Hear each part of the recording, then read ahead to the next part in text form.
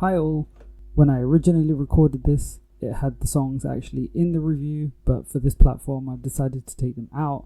So I'll be talking about lyrics that aren't actually displayed in the audio, but know that they were there originally, and that's why it sounds like it does.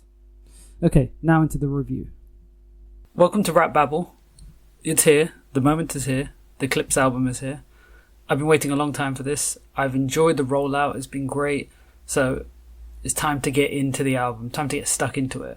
And I'm just going to talk a bit about the rollout and how everything's gone thus far.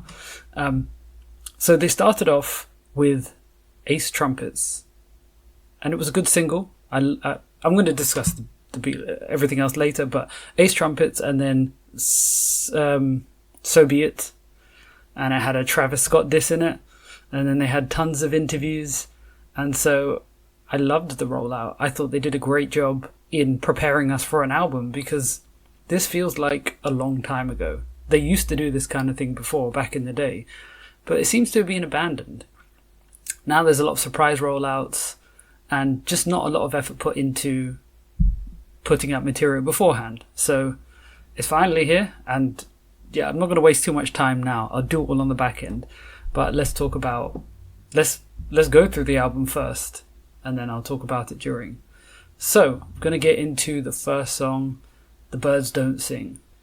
Okay, let's start a little bit of dissection, because I already knew this in advance, but he's talking about his parents, and they're going into it so early in the album, talking about something deep.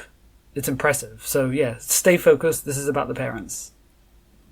Okay, I just want to point out, he used the name Gene, which is Malice's actual name, because they're really brothers, and yeah, I just found that interesting.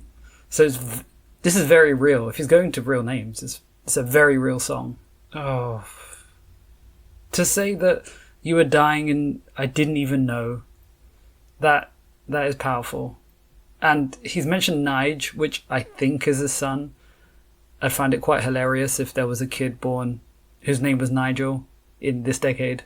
It's very much a very old English name, but I don't know if that is his name, but Nige. And so Nige is his son, and therefore his son won't meet his parents, or won't know them very well, since they're dying very early in his life. That chorus is heavenly. I didn't want to pause in the middle to say just how uplifted I felt. And I have this history with John Legend, because I liked his first album, and he just had that very church heavenly sound, and it's brought back here. So this is the perfect person and the perfect sound for a song about death. Okay, so it sounds like one of their parents died by surprise. I just always assume, especially when you're much older, because they're in their late 40s, early 50s, that their parents would have died some kind of illness in hospital, that kind of thing. But no, it seems like it was by surprise, like half-written texts that will never be sent. That's quite a powerful line. There's an L in every lesson. I love that. I love that wordplay, because lesson begins with the letter L. Brilliant. I sound like Sesame Street right now. Finding bass in the cupboard. Imagine his pain finding bass in the cupboard. That, I assume he's talking about finding Malice's hidden drugs, and the pain and realization of, oh, my son's gone down the wrong path. My sons have gone down the wrong path. I should use the plural, because both of them went that way. Okay. That was really powerful. I think they were mostly focusing on their dad, but yeah, I'm feeling emotional right now. It was a powerful song, and I don't entirely expect it from these two, because if you listen to the singles that they put out, they haven't really been focused on anything particular. They're just kind of freestyle raps almost. But this is all on one topic, and I love topic songs. I love it when they focus on one thing. The beat matches the chorus, matches the lyrics. It all mixes together and it all sounds just heavenly. So this is an amazing song. This is a powerful song, and this is what I listen to music for. This is what I want. So I'm so glad they've given that to us. Now let's get into the controversial Chains and Whips, the second song. And going to tell you a bit of a story here, but Kendrick Lamar features on this, and when Def Jam found out that Clipse was featuring Kendrick Lamar, they had a problem. They tried to get Pusha to change the verse. And so as the story goes, Pusha refused and then decided, you know what, if they're going to start censoring me, I need to leave. So he paid some money to pay off his final album, his contractual obligation, pay it off in the 7 figures, $1 million or a few million, and he was free and he went to Roc Nation. So this song caused a lot of controversy for Pusha T, but he linked up with Jay-Z and on Roc Nation, and now we're going to hear Chains and Whips. I feel like a radio DJ. Okay, I like that. The beat is, as often will be, and probably throughout the whole album, it's going to be this dark, grim sound. And there was no, there was a drum beat, but there was no, one of the instruments was missing, one of the drums, either the hi-hat or the snare, one of them. So it sounded different without that other drum sound accompanying it. But it's a nice difference. So I do think people should experiment with that. Take one thing away, add one thing. So I like that. Kendrick Lamar on this album, good move. And I love the fact that he likes wordplay because he used Jen a lot. And this is one of those big differences. Like, he's really into hip hop, so he's going to do that. And he doesn't like people who don't necessarily do that kind of thing. Like, he's a purist. You know, I think one of the reasons why he was so opposed to Drake was because he's a hip hop purist and Drake is just kind of taking. I mean, Drake does do wordplay, but he doesn't seem to be into the craft. So to see Kendrick backing up his feeling by actually showing us that he loves the craft, he's giving this now. So I like that. So everyone did well on this. I like this song. This is a good one. All right, let's get to track 3, POV. Hold on. They content create. I despise that. I create content, then they tries that. Okay. I'm guessing he's implying that making content for things like YouTube is, well, inferior to making something like music. I create content. So I noticed he bent a few words there to try and make it fit. My back. I heard that. And AO pair. You lose a few points there, Pusha T. You're stretching it. Maybe you take that out and find something else to fit in. Don't just bend things. It feels really weak to just bend words. My back. I'm not letting that slide. Okay, so back when Pusha T and Tyler the Creator made a song together a few albums ago, I didn't like it because it kind of felt, he even said like the gangsters and the hipsters together, and it just felt a bit like pandering because they just didn't fit together. Here actually he sounds like he fits in perfectly, so I'm glad that they still got together, and maybe he saw something else, but maybe he just shouldn't have phrased it that way. But the look was not great as well, because Tyler and Pusha are so different. They were so different back then, and now they're a bit closer together. So yeah, I'm glad Tyler's here. Yeah, I need to mention that this is a talking point that's come up loads of times. Back in the old days, rappers were selling drugs, and these days rappers are taking drugs. And so he said that very clearly and very wisely here.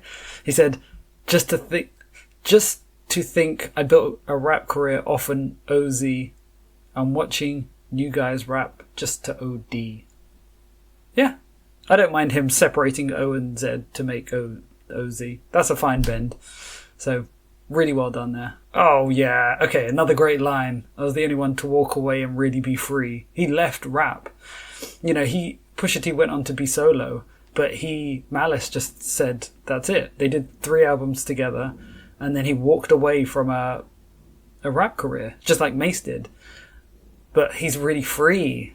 I mean, sometimes you think of freedom as money and being a rapper because you can do things everyone else can't. But he's saying he was really free because he walked away. That's a really powerful line. Okay, came back for the money. That's the devil in me. Is he saying that about this reunion now? Which I wouldn't be annoyed about. I probably wouldn't mention it, but I mean, he's a hip-hop purist as well, so I don't actually want to hear him say he came back for the money. But, you know, the money comes with it, so if it's just there, that's fine. So, yeah, not sure about that line. Well, no, I don't like that line. But the devil's in me. I like people admitting their vulnerability and admitting their flaws. And if he's chasing money, I can sympathise with that. Had to hide it from the church. That's the Jekyll in me. That was probably... See, that's what I'm confused. Is he talking about his drug dealer days? Because that would make sense, but I assume he's not. He probably still goes to church, but I don't know if he's still mixed in there. So he doesn't have to hide anything. He must have hid his drug past. Anyway. Oh yeah, and chains look like oppression to me. That's a really clever line, of course. The wordplay between chains, something that holds you captive, and necklaces, it's really clever. It's really well done here. It looks like oppression to me. And the line itself doesn't look smart because chains are linked to oppression anyway. You have to do the mental gymnastics of oh yeah, he's talking about necklaces. So the text of the line doesn't sound profound. The subtext does. It's just not one of those things that looks obvious straight away. So I'm glad they have features. I'm realising 2 guys is a bit light. I do like 3 verses. Ace Trumpets and So Be It, they were a bit... Well, Ace Trumpets was light. So I want more features on this album. So we've got 2 already, so that's really good. I like the beat change for Malice's verse. That works really well. And it's another gloomy, grimy beat, and it sounds really good as well. I really love that. It's hard... There's an instrumentation there that's quite eerie, and it works so well. Okay, now we're getting to So Be It, and I'm going to hold back my conversation for after. And this might be part 2, I'm not sure. Let's have a listen. I love that. Effing with P gets something immediate. I love the bond he has with Pharrell. He doesn't even need to say this, but he's just come out and said, hey, if anyone has a problem with him, they have a problem with me. And I love that bond they have for each other. Because they're both good to each other as well. It's not always the case in hip-hop. There's a lot of people who aren't treating each other well, but these 2 guys, they are loyal to each other, and they're loyal people as well. So it's good that he said that. And then the wordplay there, your soul don't like your body will help you free it. That's clever. It's a poetic way of saying something. That's one of my issues with hip hop. Sometimes they just say the thing very straight. And if you want to say that boring thing that everyone said, as long as you say it in an imaginative way, I'm going to be happy with it. And here, he said it. This almost sounds meditative and spiritual. Like, we're going to help you on your journey. And listen to the instrumentation of the chorus. And it's a very simple chorus as well. It's just smoke and then so be it, so be it. It doesn't have to be much. This is enough for me. I just need some kind of chorus. I don't want a rapped chorus. So this is perfect for me. And note that he's done 8 lines only. So that's the first verse done already. And then there's more to it. This song does have that. This song has 4 verses, 2 16-bar verses and 2 8-bar verses. So it's a very full song because of that. So I love that. So I'm glad Pusha T has the first 8 lines and then he goes into it properly. Let's go. I love that line. I mean, all of this is great. I've memorized the entire thing. I think it's really clever. It's really well done. The same word is rapped at the end of the whole thing, so that's really good. I love things like catch a buck 50. Like, that's a very smooth, concise way of saying something, which is slang for giving someone a cut so bad that they need 150 stitches. But he just says catch a buck 50. So I love how concise that is. And I'm twirling your girl like she's spaghetti. That's a clever line. Even the first part, if I'm not in that telly selling that Yeti. I mean, one of the funniest things, one of the best things is the fact that whenever they want to say cocaine, they just say something, anything white. It's quite imaginative. It's almost like a songwriting exercise. Think of all the things that sound like white and then just put it in. And they do that. I hear different ones all the time. So yeah, he says selling that Yeti. I've never heard that before. And yeah, twirling a girl like she's spaghetti. That's That's hilarious. But note that this is a very freestyle type verse. There's no topic. It's just a lot of bragging, and it's punchlines. And as long as they're well done, I enjoy them. So this is what we're getting here. Okay, you must have caught that. This is an excellent 2 lines. F around and get your body traced, trying to test me. Because people that I'm with like to draw when it's sketchy. The draw, again, he's done it again. He's talked about something very typical, but done it in a very imaginative way. Because he said, draw, sketchy, and trace. All pencil words. And if you want to put test in there, I like to say, get your body traced, trying to test me. You do tests with pens and pencils, so you could also say that. So possibly 4 in 2 lines. And yeah, it's my favourite line. People that I'm with like to draw when it's sketchy. I've just said that so many times in my head, and it's just so good. Love that. Let's go into the chorus and the second verse. Alright, I'm going to have to stop Malice here, because he's saying the rest of this verse is just anything that rhymes with Malice, and you're not quiet, you're not Paris. That's weak. I don't really like that. That's kind of weak.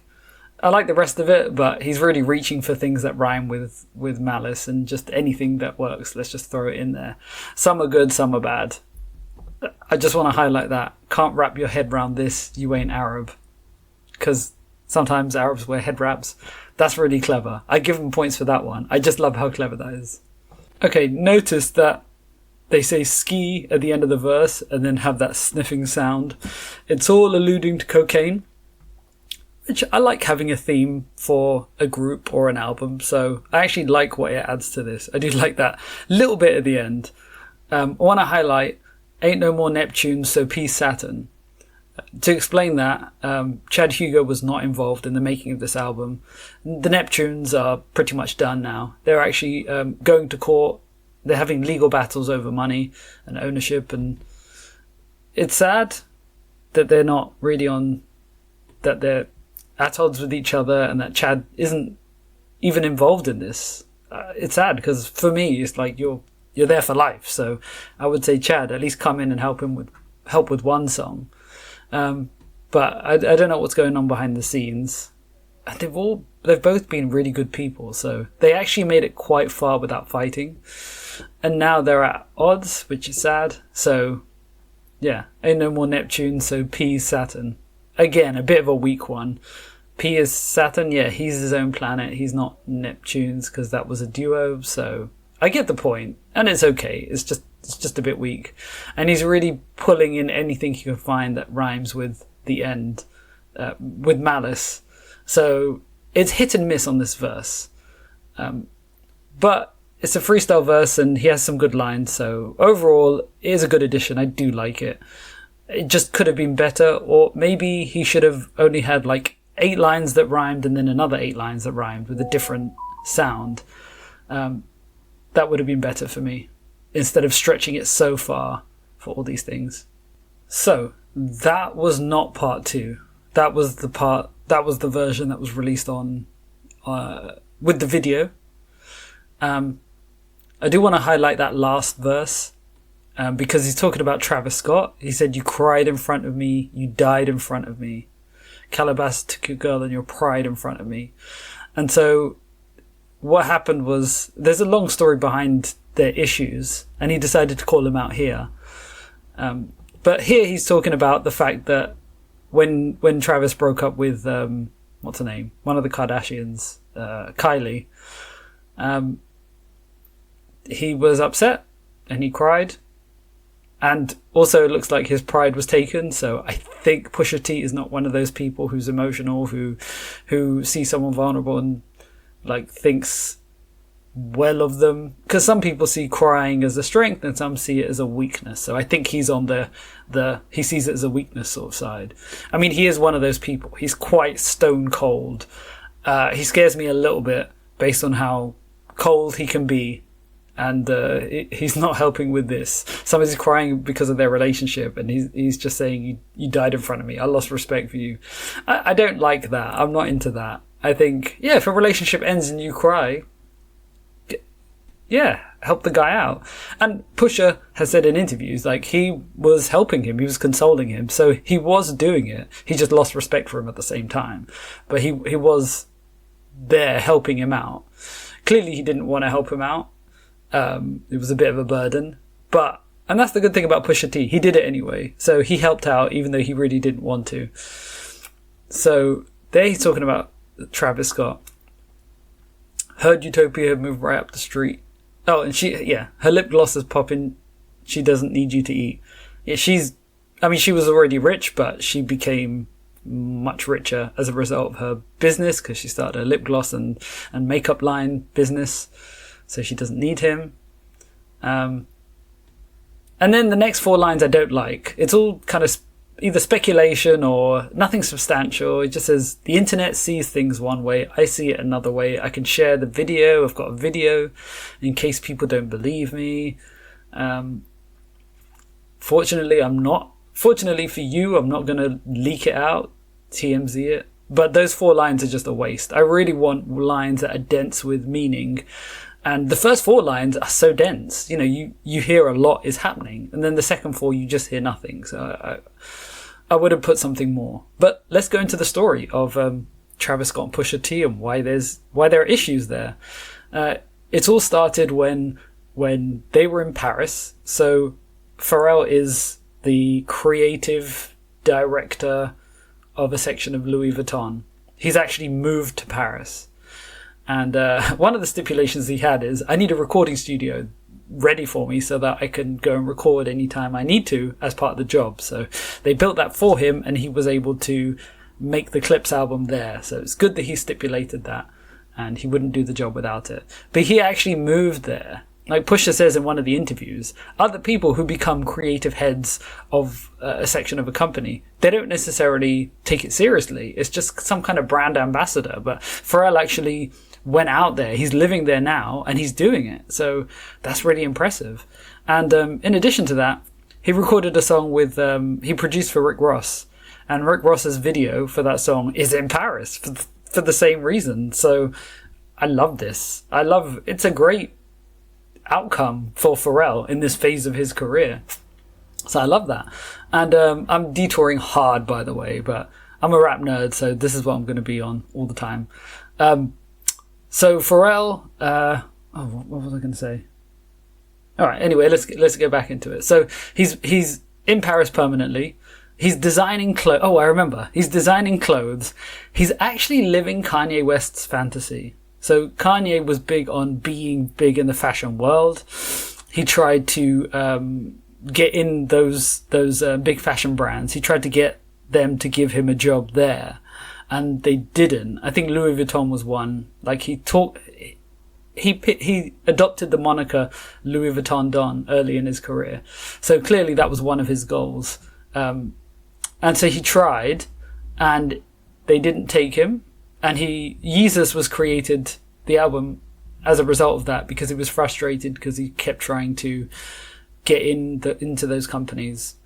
And he had a guy with him, who worked for him, who did a lot of helped him with fashion to some extent. I don't know exactly what his role was, but he attached himself to Kanye. It was Virgil Abloh, and this guy had his own label called Off-White, so he'd already started the fashion thing. And then Kanye, and then when Louis Vuitton were looking for a creative director, they took Virgil rather than Kanye, and Kanye took it badly.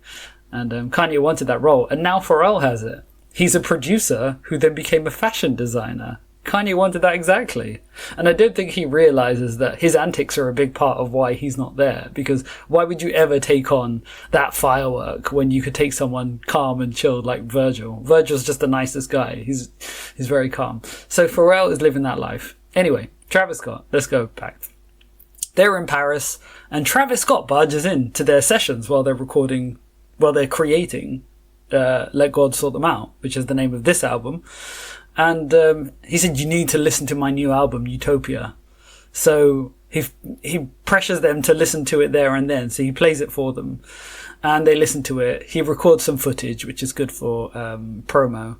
You know, footage of Pusha T and Pharrell listening to the album.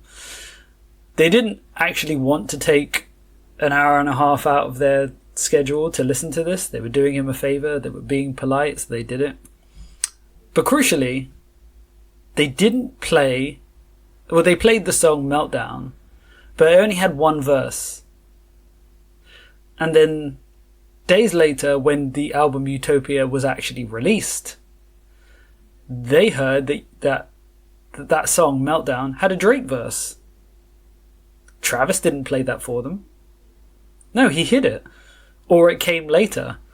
But then the album came out with a Drake verse and a diss towards Pharrell, which is just shady behaviour. Because then he's using them for promo, but he's not treating them as a friend. That's using someone. I don't like that feeling. So I understand why he was annoyed at that. And then Pusha T, I've picked this up from loads of interviews I've watched. He's mentioned that also Travis Scott, like, this is a personality trait of his. He doesn't have loyalty to people. He doesn't care about people. He's actually just chasing good vibes, euphoria, that feeling. Because he did it to two other people. He did it to Kanye West. He was a protege of Kanye West, so they were very close. And then on Sicko Mode, Drake puts a verse in which alludes to Kanye, and that's disloyal. He should have said, "Hey, put it on your own album. Don't put it on mine." And that would do the trick. That's fine. He can still associate with the guy. He just don't have a diss on your... He didn't even diss him on his own album. I can't think of a Drake album where he disses Kanye. So he does it on a Travis Scott album. And then to further things, so these two incidents involve Drake. So you would think he's close with Drake, right? They had Meltdown and they had Sicko Mode. Sicko Mode was a huge song, and it was part of his big rise. Like, that was the crowning achievement of his. That must be his biggest song. And he did that with Drake. Like, for me, that breeds loyalty. Like, we came up together. Well, we made money together. We were successful together. Drake was already established, but he wants some of Travis's heat, and Travis he would benefit greatly from Drake. It was the perfect union. And then when the whole beef with Drake and Kendrick, well, before it started, he was with Future and Metro Boomin, and they had the Like That song already made, and it had a Kendrick verse dissing Drake, and Future, Metro, and Travis Scott were all on stage, and Travis Scott says, play that song, and even mouths, he hums the instrumental. He goes, din-na-na, din-na-na, din-na-na, din-na-na. He's referring to Like That. So he wants Future and Metro to play the song dissing his friend as if he has no loyalty. So Pusha's absolutely right for criticizing Travis and for highlighting that he has no loyalty to anyone. He's just chasing a vibe. Just euphoria, just pleasure, that's it. So that's why he did this. That's why, and interestingly enough, Pusha held it back. That was Utopia. That was probably 2023. So it's a long time ago, and he's held it on until now and then brought it up now. Now, he's not one to necessarily talk on Twitter or anywhere else, but here he has. He's done it in the song, which is always the best place to put a diss. Put a diss in a song is so much more powerful, and it's just better. So yeah. Now let's talk about the video of this song. I love the video. It's black and white. It has a lot of thought in it. It's very artistic. They're in this mansion. They're dancing in the living room, which doesn't have any furniture, but it wouldn't make sense to dance with furniture. You need space. They're dancing outside of the house as well. They're leaning on a car at one point. There's a shadow where they project the shadow of whoever's rapping at the time, and the other guy's just in the frame. There's so much to this video that whoever directed it did a great job. So I'm really impressed by the visuals, because I've watched that video many, many times, and I love it. It's so good. And visuals for me are so important. I'm a visual person. Like I don't read a whole lot, but I watch a lot of videos because the visuals engage me so much, and this worked really well. So I love the video. The beat has that Middle Eastern flavor to it. Pharrell heard a sample, or he heard an original song and just said, hey, we can make something out of that. And he did. Like, this is magic. I love that, because when you hear it at first, you think, wait, where is this going? This is odd. And then when you hear it, it fits in perfectly. So, and it just adds some flavor to it. It's different, and it's good different, because different isn't always good. So I love everything about this song. Works on every level. The lyrics are great. I call them weak, but they're still great lyrics, even if they are just punchlines. I love the chorus. I love the 4 verses with the beef in the middle as well. Like, it becomes really ominous at the end. Pusha in the video has 3 heads. I don't know if he's trying to look like a villain, because he looks like an absolute villain. And yeah, and then at the end when they're walking away in that verse, the 4th verse is just the violins. So it all becomes very somber and very serious. And so when they're walking away, you just feel the power of what's just happened. This great song and this massive bomb that is the beef, that is the diss. So, I mean, So Be It was just such a moment, and it was just so good. Like, I probably will enjoy that more than the album itself, just because I watched it so many times and there was so much to it. Like, to think the video might be on par with the album. But I've seen that before, though. That's another phenomenon to go into. You have sometimes songs that are just as big as albums. And even though it's only one song, it's so good, it's equal to the rest of the album. So you get that. Anyway, that's me nerding out over So Be It. I love the song. Now let's get into Ace Trumpets. I need to highlight that line. I'm a Nintendo fan. White glove service with the brick. I am Luigi. I'm guessing because Luigi has white gloves. Bit of a stretch, but I still love the Nintendo reference because, yeah, white gloves. Service with the brick. Oh, wait. Luigi does, or Mario, in the game, they hit a lot of bricks. So he's got white gloves, and there's a lot of bricks involved. So, yeah, that works. So that's a funny line. I like that line. Pusha has confirmed in interviews that when he said Wi-Fi, he wasn't bending the phrase, because he was in Paris, and in France, they don't call it Wi-Fi, they call it Wi-Fi. That's funny. Not fond of the chorus. I like the way the beat changes, but it's just a rapped chorus, and it's just kind of empty and boring, and they should have done something else, or even left it instrumental would have been fine, but I don't like the chorus. Never leaving home without my peace like I'm Mahatma. Mahatma Gandhi was big on peace. He brought peace he got India free from Britain. He was a man of peace, so you know, that's a clever line. I like that line. And it's a stretch. It's definitely a stretch, but it works. So I'm going to let that one go. I said earlier, they just find a synonym for white, and here they've said Lady Gaga. Selling Lady Gaga. So that was 2 minutes 34 seconds.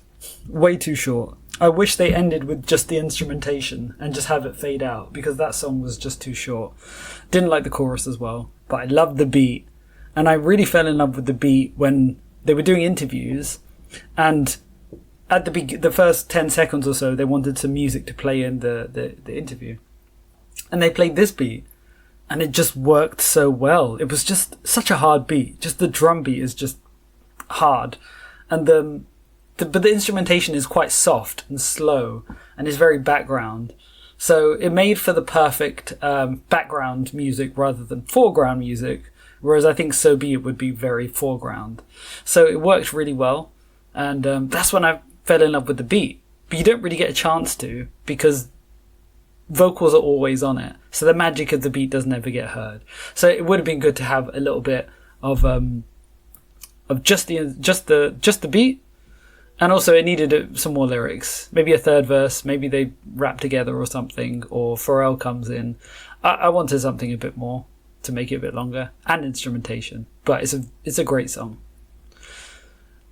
Now let's go to All Things Considered, and this has The Dream and Pharrell.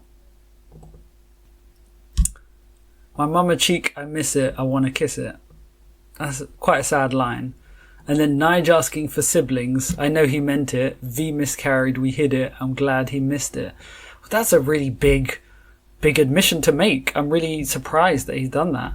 And he hasn't actually gone into it with too much sadness, but he's just mentioned it, which maybe is a good way to address things. Not necessarily pour out your heart and soul and cry your eyes out, but mention it. But this is powerful. And I've not really heard this in rap. I think, Jay-Z mentioned it in 444. So it's the second time, but it's still powerful. And then he talks about pre-ordering strollers. That's just really sad to hear and to think about.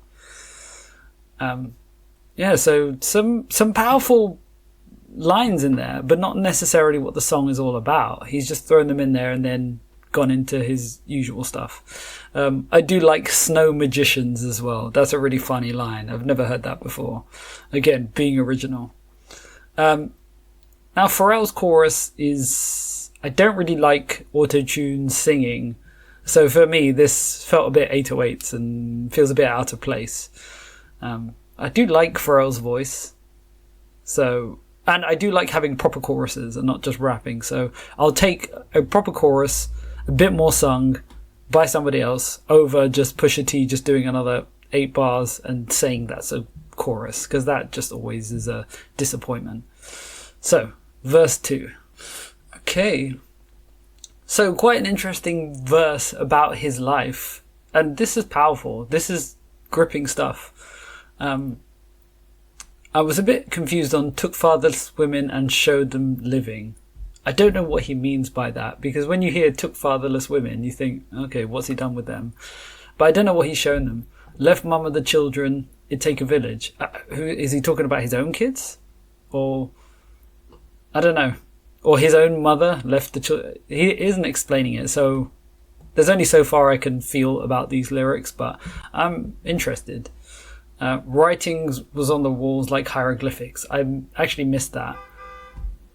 My circle split up the pie. That's long division. I like that. When Jada was asking why, I saw the vision. Yeah, Jadakiss had a song, Why, and he just lists all the bad things that are happening in the world and why does this happen? Why do these people do this? And it's a really sad and powerful hip-hop song. And he said, when Jada was asking why, I saw the vision.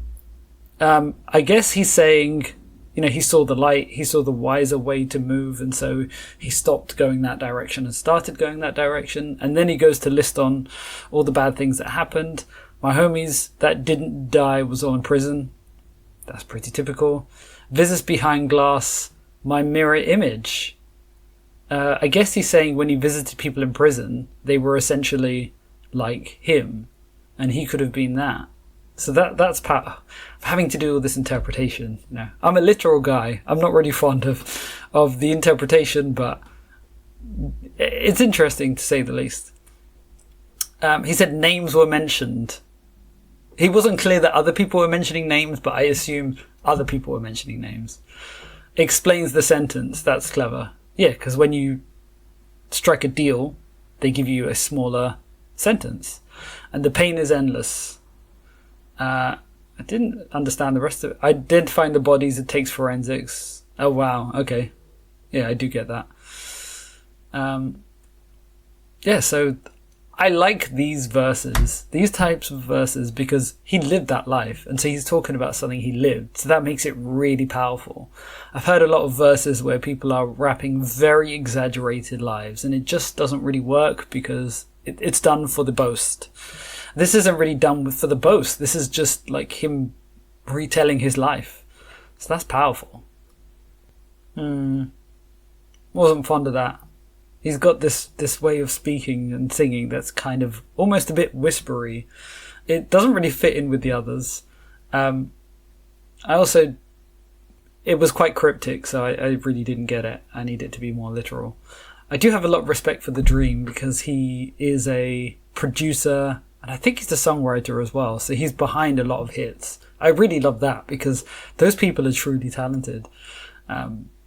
His own main career went okay, but not amazing. But he's still behind the scenes doing all this stuff, and now he's made an appearance here. So yeah, it adds a bit of variety. That's fine. But yeah, I do like him and respect him a lot. I want to hear more. I want to hear him create more for other people, not necessarily for himself, because I'm not into him hugely. And he doesn't really fit with them as well. You even mentioned Pyro and Pyrex. I'm thinking, okay, that's a drug reference. I think you're far away from that. Yeah, so this for me is kind of hit and miss. Okay, let's do the next track, track 7, MTBTTF. And it stands for Mike Tyson Blow to the Face. That's what it stands for. I had to look it up in the chorus because it's there. Okay, let's go. Okay, this song is pure drugs. He's gone into his bag. This is what he does, and it actually works out quite well here. They started off without a proper beat, just a cappella, which is good for variety, definitely. He had some very funny, like some really clever lines. I love this. The snow alone filled up a mobile home. My guy's name ring like mobile phones, and no one's home. Like it says, it's a combination. It's the two best things together. He's actually saying something, and it all rhymes. It's four rhymes and 2 lines. I'm so used to people making things stretch to have this many rhymes in this small amount of space, and he's managed to do it perfectly. And then he says, white slave master's souls in my safe. He's referring to the presidents on the bills, the money bills, on the dollar bills, and he has money in the safe. And George Washington owned slaves. Don't know about the rest of them, but George Washington did. So that's a clever line as well. So some clever things. Now, the whole Mike Tyson blow to the face, she want a Mike Tyson blow to the face. I'm assuming they're using the term blow for cocaine rather than a punch in the face. But maybe the drugs hit so hard, it's like a punch in the face from Mike Tyson. So a little bit convoluted to understand, but I've got it in the end. And I love it on the chorus where he's got some melody in there. He doesn't usually do that. They really don't do fade outs, and it's jarring to me. I like fade outs. What was I going to say? Malice started off with a cappella as well, just like Pusha, so that works. The beat with the whole dun dun thing, it's a very background beat. It's not a beat that takes center stage, because in some songs the beat is center stage and the lyrics are actually background. Listen to a Travis Scott song, for example. He gives you so little lyrically that really you're there for the vibe and the beat. So some songs are beat led and the chorus trails behind, but in this case the beat is behind, it's background, and not every song has to have a foreground beat. So I'm fine with this. It sounds good. It's in the mood of the rest of the album. So I like the beat. So it works and it stays out of the way and you focus on the lyrics.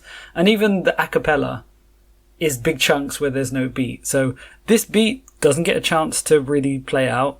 Again, I would have liked to have some kind of instrumental part, but it doesn't get that. But yeah, I like the beat. I like the lyrics. The chorus works as well. It's a little bit melodic. So this song, it all fits together. Like, I need the 3 elements to be in alignment, and this has the 3 elements in alignment: chorus, beat, and lyrics.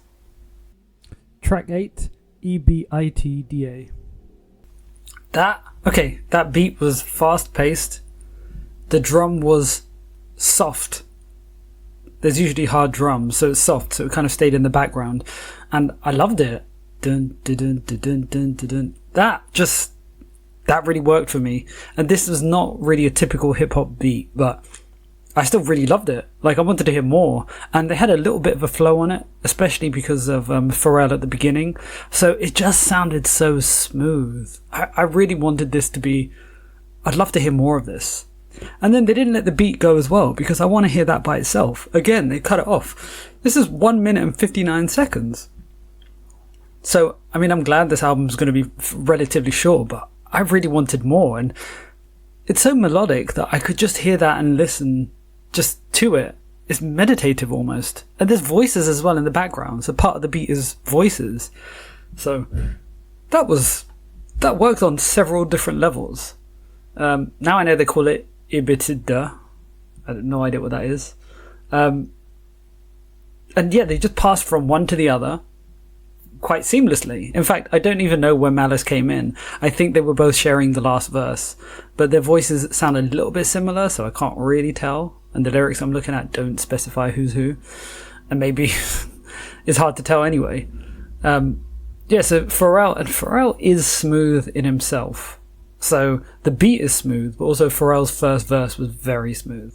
And he said, God bless Takeoff. And that's a really sad thing for me to hear, but I was really sad when he died, so I'm glad he's mentioned him here, because it's a reminder. He's gone. It's really sad. But I'm glad he mentioned it. And I'm glad he mentioned Takeoff. So overall, I like this song. It was over before I realised it was so good.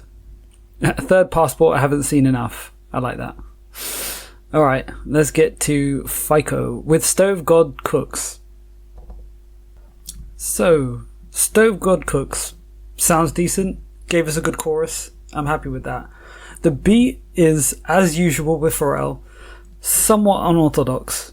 And I think if he had very typical beats, he wouldn't be that special. So it feels special. This whole album does. So I loved it. The which sounds like a voice, that works for me. And then there's another underlying sound that's a bit more consistent all the way through. And it just, yeah, it sounds really good. The drum beat has bass in it as well, so you can hear it's not just a drum, it's something else. So I suspect that's bass, and that really works. And then in the last part, the beat changes as well. They take off one of the instruments. The drum beats are slightly different. They're slightly more typical drums. I think they get rid of the bass. And so I'm really I am actually so focused on the beats as much as the lyrics. As for the lyrics, it's very much, especially Malice, telling the story, his story of his time doing what we know exactly what, telling that story. It never really gets boring. Well, it does get repetitive, but I was still intrigued and engaged, so I wasn't bored necessarily. But there's a line. I'm half bored, let's say. I'm half bored, half not, so I can listen to a song like this. It is the same thing, but there's so much to tell, really. I guess it's a story that keeps on telling, so that sounded good. And then let's go for Pusha T's verse. Yeah, as we expect. I don't know what FICO means yet. There weren't any standout lines I could see. But yeah, it's a pretty typical... It's very much an album track. It doesn't necessarily stand out, but I like this album because it doesn't have any filler songs. I would listen to it the whole way through. I haven't thus far said this one's awful, this one's awful. I have said one's brilliant, but this fits in just with that. So we're having 13 tracks of consistency, so FICO is in there, so I'm loving that. I just don't have a huge amount of... I guess I'm trying to review it and I want something to say, but there isn't a huge amount to say for every song, so sometimes I guess it's okay for me to just say, yeah, that was good. Tick, tick, tick. Let's move on. So, with that said, let's go to track 10. Okay, I'm going to pause it there because it sounds like DJ Clue. And for me, that's a bit odd and out of place. It sounds like a mixtape with a DJ over it shouting. I'm half expecting him to stop the music and say, let's rewind that, let's go from the beginning, which I absolutely hate, by the way. I don't want to hear the first verse of a song twice in a row. So I don't really need DJ Clue on this if that is him. I'm intrigued by the Jesse Jackson introduction. Okay, I think that might have been Ab Liver rather than DJ Clue. Sounds a lot like him, especially with the laugh. Third verse from this other guy who's been with them for a while. He was part of the Re-Up gang, so I don't know him, but he was with them before. This beat is more unorthodox than normal, in fact. It's a bit of a risk. I wasn't that fond of it. It wasn't awful. Da da da da. Da da da da da. It was a bit annoying. Drum beat was okay. This is one of the more forgettable songs, I think. Yeah, it was only okay. So, let's move swiftly on to So Far Ahead. They don't know what it is when I'm on it. Whoa, I'm going to pause it already. This has gone in a different direction. The voices in the background, Pharrell, it all sounds quite heavenly. So, let's see where this goes. Ferrari leather with the matching stitching. It's got a heavenly vibe to it, but now he's showing off. For me, those two things don't go together, so it sounds weird to hear the bragging in singing. It sounds off, and I don't like it. Let's hope it improves. Okay, we've got to take out that line. So thus far, he's using a different rhyme scheme. It's AAB, AAB. So that's proficient to use. So I like to hear that. I love all of these lines, by the way. It is just the same thing over and over again, but it's being told so well. I really love it. And it's interesting that this whole profession that they have, it's not just a job, it comes with other things, because they're talking about immunity, police immunity.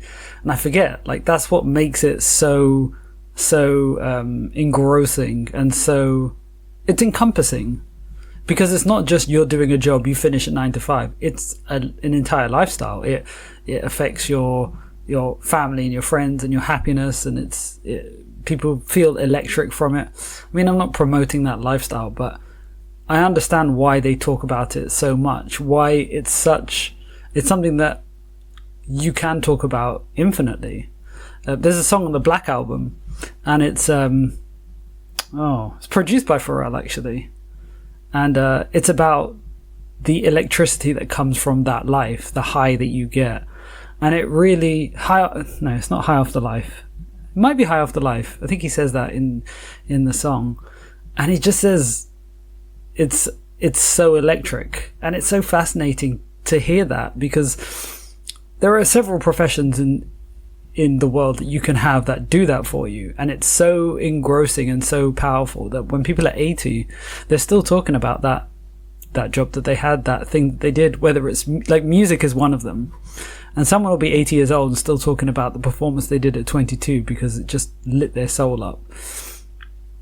And that's also encompassing of your whole life, you know, your friends, your relationships. You might meet someone on the road or because of your music lifestyle. Like, it's so engrossing and so encompassing, and it brings money and it brings excitement. Like, it's a full life. It's almost a full life. I wish I had a job like music, or something legal but something all encompassing, because I envy those people. Even people who go to do relief in war-torn countries, that's going to be so engrossing. You're out there connecting with people, helping people. You will feel electric being there, being useful. When you're sitting behind a desk all day, you don't really feel that same way. So yeah, it makes sense why they talk about it so much. And it's just so comprehensive is a good word, actually. Comprehensive, encompassing. It's just so much of your life gets pulled into it. And that's actually a good thing. It can be exciting. Now, I actually paused it because of the PNB line. He said, me just being me, respect to PNB, I'll probably never eat at a Roscoe's. PNB Rock was a rapper, and he went to Roscoe's and bought some food and ended up getting shot and killed and I think robbed for his chain. Not a good idea to walk around with so much jewelry around your neck, because you become a target. And like the very wise Little Boosie said, most people get killed in their own city, so that's another thing to watch out for. People get jealous because people are like, why you and not me? We're from the same place. So yeah, don't walk around with necklaces worth, like, you got a house around your neck and you got people who are poor. So I'm kind of victim blaming here, but yeah, don't walk around with that stuff. Don't. It's partially, it's not your fault, but you can take action to stop it. It's not enough to say, well, they shouldn't do that kind of thing. They shouldn't steal things. Yeah, they shouldn't, but they're going to. They're going to pull out guns and try and take the chain. So don't walk around with a house on your neck. And okay, this isn't the time he lost his life, and it's sad. It's really heartbreaking to hear how many rappers are being killed for things like this. XXXTentacion was the same as well. He got killed for a similar thing. Pop Smoke is becoming more and more prevalent, actually. So I hope we don't get any more of these. I assume we will, but none of them deserve to go. So, and this, you could if you're sensitive, you could take this as a shot against PNB Rock, but that's clearly not what it was meant to be. He didn't need to mention it. I would probably leave it out just because it could be interpreted as disrespectful. But I don't think he was being disrespectful. I think he was just reaching. He was reaching for something that rhymed. And yeah, Roscoe's, Picasso. Yeah, that's probably why he did it. Because I'm not sure why he's mentioned PNB at all. It doesn't really fit with the rest of it, other than Picasso and Roscoe's they don't even entirely rhyme. Anyway, let me get back to the song. I can whip a Christmas Eve. I'm guessing he meant snow. See, it's so imaginative, and it just never ends. There's so many things that are white in the world that you can go on forever with this. Where's the rhyme about blank sheet of paper? That's white too. Again, materialism and harmonies and singing just doesn't work. I don't like it. They don't know what it is when I'm on it, but once they figure it out, I don't want it. This is all like materialistic and gloating and I'm above all of you. Yeah, I don't like this side of Pharrell or of anyone. I don't need to hear you're better than anyone. Hopefully the verse is better. Ooh, that's really good. How could I just leave was the question. Whistleblowers left me no choice. So somebody talked to the police, and then he had to leave. I don't think that's why he left, but I think he's just, for the art, he's just saying that's the case. I think he actually left because he found God and he didn't want to live that lifestyle anymore. Whereas people talking never stops anyone from carrying on that lifestyle. But he said, whistleblowers left me no choice. Ain't no referees up in heaven. Referees blow whistles. This is good stuff. Wait. Walking with my dog, I am legend. Like the film where Will Smith has a dog in the film. I haven't seen it, so I can't speak on that. The grass is greener on the other side. No, the grass is greener on each side. I'd done been both Mason Bethers. Mason Bether, who was rapper Mace, who left rap and joined the church, just like Malice did. So yeah, and Pusha T actually mentioned that he wished he had that line instead of Malice, because Malice came up with a great line. So I like that one, and I love the fact that he's talking about something that he really is. He has been both Mason Bethers. I love that. Authenticity. I'm big on authenticity. Let God take the wheel like a Tesla. Okay, that takes some thinking. And also this takes some adjusting of my microphone. So Teslas are supposed to be auto-driving? Self-driving. So that's where that line works. So that's pretty clever. Okay, this song is hugely mismatched. All of that singing would work well on a really somber, sad song and is completely wasted. So yeah, this is mismatched. The beat matches the lyrics but doesn't match the chorus. Pharrell doesn't really sound good as well. I didn't like that one. Okay, we have the title track, and it's also called Chandeliers. It's got two names. Something I hate. I hate two names. I hate subtitles. Don't do that unless you have a good reason. But here we go. And it's the name of the album. Like, it's already... I don't like albums with the one song, the name of the track. That can be quite confusing when you're looking for it, for example. It's hard to find either the song or the album. No, it's hard to find the song because you find the album. Yeah, I just don't like it. I like that. You know what the stick will do. I mean, it's all self-explanatory there. It's baseball. But yeah, I love that line. Okay, I need to interrupt here because this beat sounds villainous, and this actually sounds a bit parody-like because I watched a musical not long ago, and everything is all very extreme emotions, either very happy or very sad, or the villains are extra evil. And this just feels like the introduction song of a villain where they state how evil they are, and they say, yeah, I kick dogs, and I steal candy from babies, and I burn money in front of people who don't have it. This beat works on that. And also Pusha T, also a little bit villainous in how he sounds as well. So it all sounds perfect for a musical villain. That was Malice. I mean, were they both in this verse? I couldn't tell where. I just noticed Malice at the end. And I suspect he's not on the last verse. But let's get into that. Well, that is a flex. So Nas is referring to, there's a whole story here. Nas is referring to being nominated for a Grammy himself in his later years. In the last 5 years or so, he's released 6 albums. And with Hit Boy, mostly. 2 trio of albums. The 3 albums have a common name. And he's from a previous generation of MCs. So, yeah, he's saying, I made it cool to win a Grammy, even though you're from the older generation. He did that. 6 albums. And I know why. And I've done a little bit of research into it. But his contract must have ended with Def Jam. So first he was with Columbia for many years. He did at least 6 albums with Columbia. And then he did several albums with Def Jam. Him and Jay-Z made up, and then he signed to Def Jam when Jay-Z was the president of Def Jam. So then he had a Def Jam deal, and then he did a couple of albums under them. And so then when that contract ended, he signed himself to his own label. He has a label called Mass Appeal, which he recently just released another album from another previous generation MC, which is Slick Rick. Slick Rick has a new album out. It's within the last 3 weeks it's been out.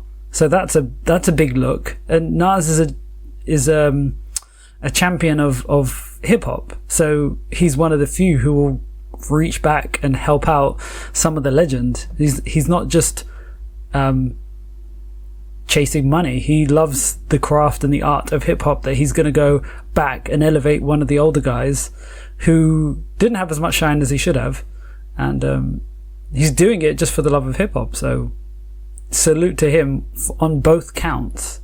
And so now because he's on Mass Appeal, he has no bigger label. Like, he's doing the whole thing himself. He must be creating it and distributing it himself, which I assume just, you need the big label to do big things, but maybe he's just settled for just small, having a small release, as in purely digital, because you don't need a label to put something out digitally. I could put something out digitally. This podcast is being distributed digitally. So on his label Mass Appeal, because he has no label above him controlling him, he was able to put out 6 albums in 5 years. Like, that's an incredible pace.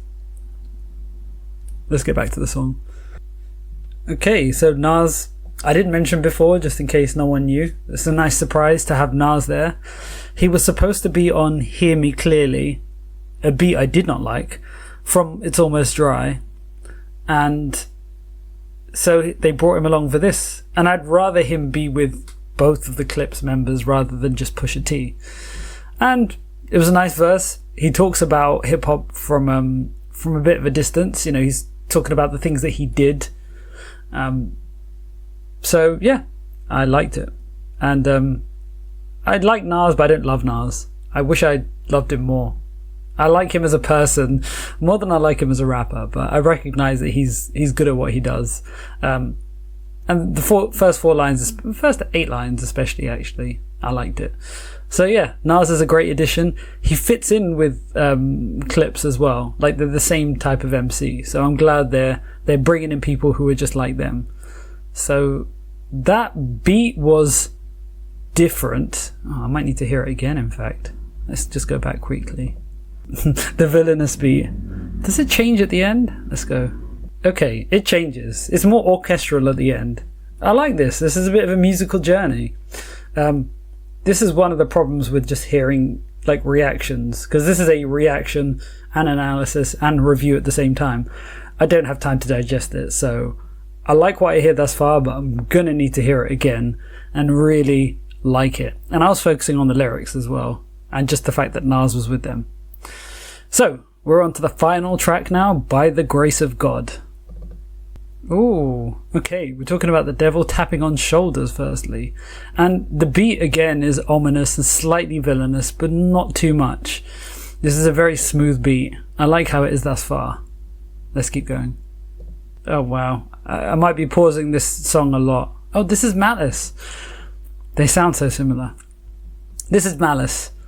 So now we're talking about something different. Now we're the sadness of death. Yeah, he said, I'm losing saints and my soul. Okay, so this is a sad song. The one you kept your demons in. Cleaning out your closet, the one you kept your demons in. Hard for me to breathe again. I'ma blame your head, not your heart, till we meet again. This is poetic. I like this. I like this. Wow. He's thinking about the life again. If they made a concept album, it would be so engrossing because he's telling us all of these stories. He's giving us bits every song. So it's definitely more of that, and it's engrossing. Oh, I love the voices. Oh, the singing. That sounds great. Oh, okay. That was an ending. I think that was one of the better endings they had because it felt like an ending rather than they just pressed stop. Yeah, I wasn't fond of Pharrell on that one. This stuff doesn't really apply to him, given that he didn't live that life. So I've seen killers and kingpins sing behind the wall. I've watched many men die because no one would make the call. I'm not exactly sure what he's saying there. I've seen entire empires crumble and fall. So I like authenticity, and this is all kind of abstract. That's why it doesn't really hit with me. So, and his singing, I didn't like his singing as well. The beat was soft and smooth, and it had those voices as well, and so it makes for a good soft outro. Yeah, a good soft final song. I do like to have some structure in an album, and so to finish on a somber note always works with me. So they've done that here. It didn't have a hard drum beat, which is intentional because it's a soft song, so I think that worked out well.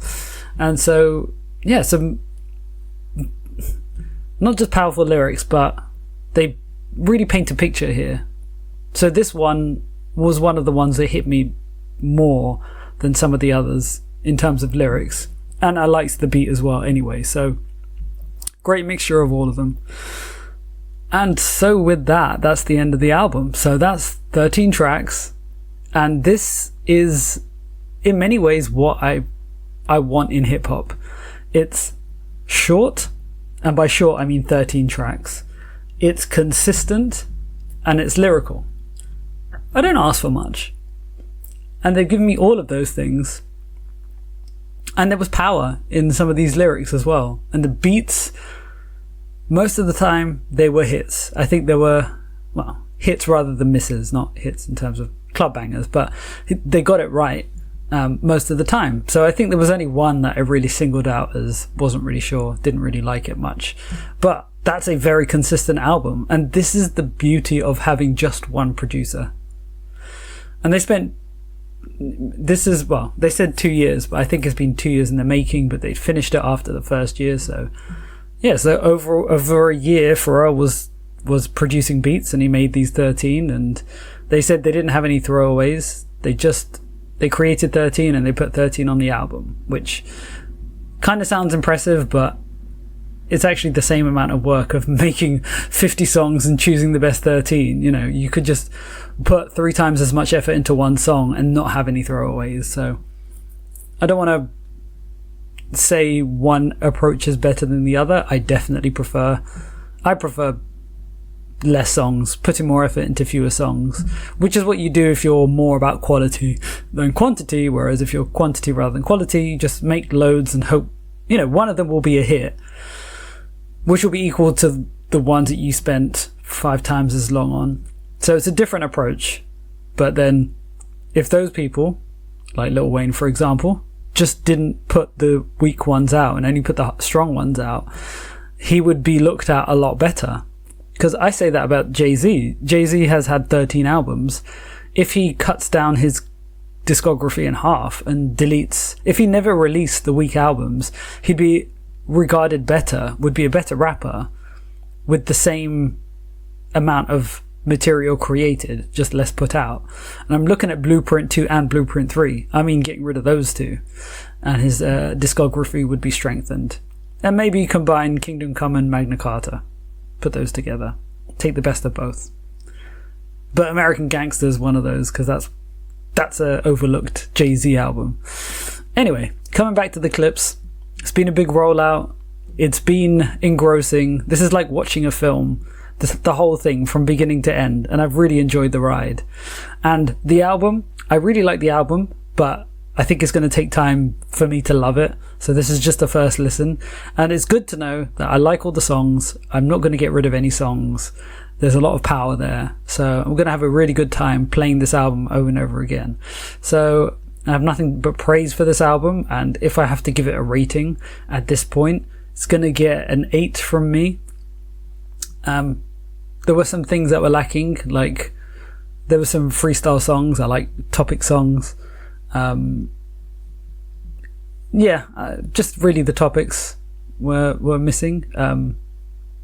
Because, they rap about the same thing. I don't know what else they could have done to improve it, actually. I am struggling. There's 2 whole points away, but I don't know what I would have needed. But there is more that I could have felt.